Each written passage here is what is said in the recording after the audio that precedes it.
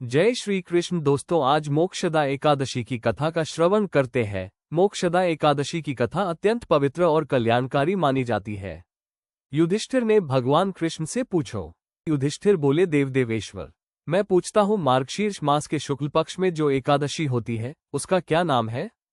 कौन सी विधि है तथा उसमें किस देवता का पूजन किया जाता है?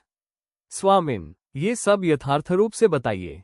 श्री कृष्ण ने कहा, नृपश्रेष्ठ, मार्गशीर्ष मास के कृष्ण पक्ष में उत्पत्ति नाम की एकादशी होती है, जिसका वर्णन मैंने तुम्हारे समक्ष कर दिया है।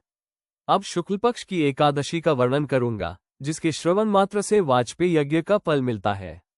उसका नाम है मोक्षा एकादशी, जो सब पापों का अपहरण करने वाली है। राजन, उस दिन यतरपूर्वक तुलसी की मंजरी तथा धूप दीपादि से भगवान दामोदर का पूजन करना चाहिए। पूर्वोक्त विधि से ही दशमी और एकादशी के नियम का पालन करना उचित है। मोक्षा एकादशी बड़े बड़े पातकों का नाश करने वाली है। उस दिन रात्रि में मेरी प्रसन्नता के लिए नृत्य, गीत और स्तुति के द्वारा जागरण करना चाहिए।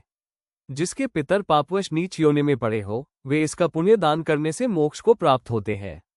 इसमें तनिक भी संदेह नहीं है। पूर्वकाल की बात है, वैष्णवों से विभूषित परम रमणीय चंपक नगर में वैखानस नामक राजा रहते थे।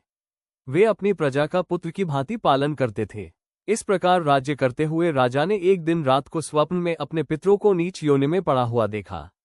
उन सबको इस अवस्था में देखकर राजा के मन में बड़ा विस्मय हुआ और प्रातः काल ब्राह्मणों से उन्होंने उस स्वप्न का सारा हाल कह सुनाया। राजा बोले, ब्राह्मणों, मैंने अपने पितरों को नरक में गिरा देखा है।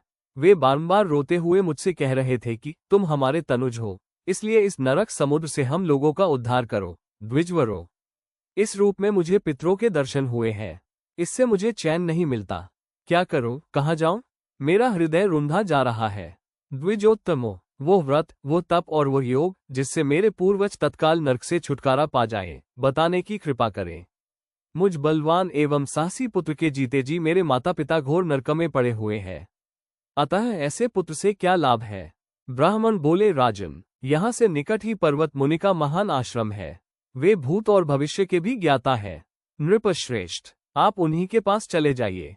ब्राह्मणों की बात सुनकर महाराज वैखानस शीघ्र ही पर्वत मुनि के आश्रम पर गए और वहां उन मुनिश्रेष्ठ को देखकर उन्होंने दंडवत प्रणाम करके मुनि के चरणों का स्पर्श किया। मुनि ने भी राजा से राज्य के सातों अंगों की कुशल पूछी। राजा बोले, स्वामिन, आपकी कृपा से मेरे राज्य के सातों अंग सकुशल है, किंतु मैंने स्वप्न में देखा है कि मेरे पितर नरक में पड़े हैं। अतः बताइए, किस पुण्य के प्रभाव से उनका वहां से छुटकारा होगा? राजा की यह बात सुनकर मुनिश्रेष्ठ पर्वत एक मुहूर्त तक ध्यानस्थ रहे। इसके बाद वे राजा से बोले, महाराज, मार्गशीर्ष मास के शुक्ल पक्ष में जो मोक्षा नाम की एकादशी होती है, तुम सब लोग उसका व्रत करो और उसका पुण्य पितरों को दे डालो।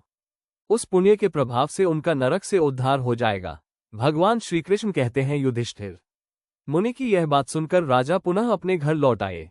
जब उत्तम मार्गशीर्ष मास आया, तब राजा वैखानस ने मुनि के कथनानुसार मोक्षा एकादशी का व्रत करके उसका पुण्य समस्त पितरों सहित पिता को दे दिया। पुण्य देते ही क्षण भर में आकाश से फूलों की वर्षा होने लगी। वैखानस के पिता पितरों सहित नरक से छुटकारा पा गए और आकाश में आकर राजा के प्रति यह पवित्र वचन बोले, बेटा, तुम्हारा कल्याण हो। ये कहकर वे स्वर्ग में चले गए। राजन, जो इस प्रकार कल्याणमयी मोक्षा एकादशी का व्रत करता है, उसके पाप नष्ट हो जाते हैं और मरने के बाद वह मोक्ष प्राप्त कर लेता है। यह मोक्ष देने वाली मोक्षा एकादशी मनुष्यों के लिए चिंतामणि के समान समस्त कामनाओं को पूर्ण करने वाली है। इस महात्म्य के पढ़ने और सुनने से वाजपेय यज्ञ का फल मिलता है।